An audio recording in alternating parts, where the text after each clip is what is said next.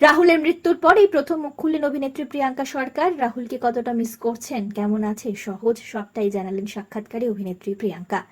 আপনাদের সবাইকে স্বাগত সিনে গসিপে। বন্ধুরা, আজ থেকে প্রায় 1 মাস আগে না ফেরার দেশে হঠাৎই চলে যান অভিনেতা রাহুল অরুণোদয় বন্দ্যোপাধ্যায়। তার মৃত্যুকে কেউ মেনে নিতে পারেননি। অভিনেতার মৃত্যুর কারণ এখনো খুঁজছেন তার অনুরাগীরা, সহকর্মীরা এবং অবশ্যই তার পরিবারের সদস্যরা। রাহুল কি শেষমেশ সত্যি ন্যায় বিচার পাবে, প্রশ্ন এখন অনেকেরই মনে। অভিনেত্রী প্রিয়াঙ্কা সরকার কাজ শুরু করেছেন তার আগামী ওয়েব সিরিজ কুহেলির প্রমোশনেই একটি জনপ্রিয় সংবাদ মাধ্যমের মুখোমুখি হন অভিনেত্রী, আর সেখানেই জানান কতটা মিস করছেন তিনি রাহুলকে।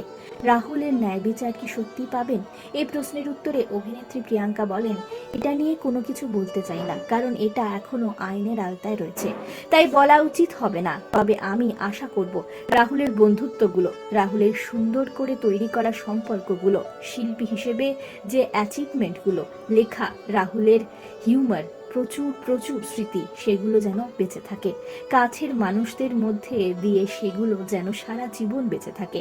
আর ন্যায় বিচার, আমার ভগবানের প্রতি বিশ্বাস রয়েছে, এইটুকুই।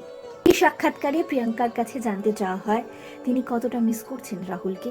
এ বিষয়ে অভিনেত্রীর সাফ জবাব, সবচেয়ে বেশি বন্ধু রাহুলকেই মিস করি।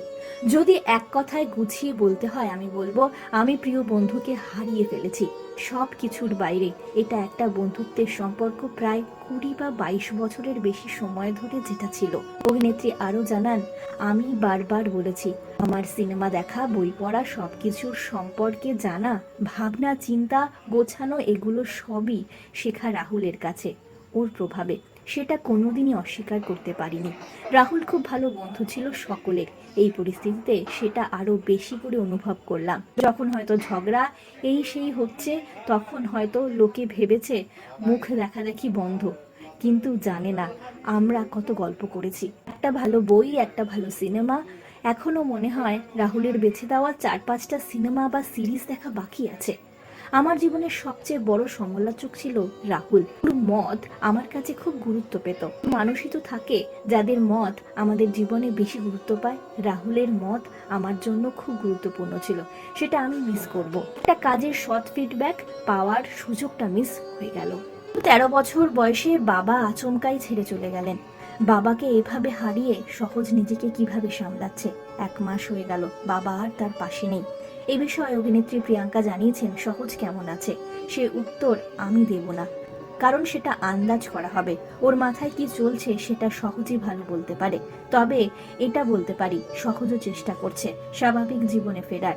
হয়তো কয়েক মাস পর আরো পরিষ্কার হবে ও ঠিক আছে কি নেই, সেটা সহজেই ভালো বলতে পারবে। প্রিয়াঙ্কার বিষয়ে আরো জানান, তার কাছে গুরুত্বপূর্ণ হলো এখন সহজের সঙ্গে সময় কাটানো।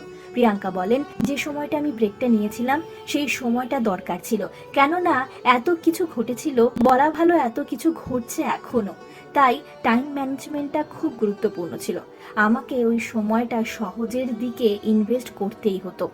আমরা প্রত্যেকেই নিজের মতো করে মানিয়ে নেওয়ার চেষ্টা করছি, সুস্থ স্বাভাবিক হওয়ার চেষ্টা করছি।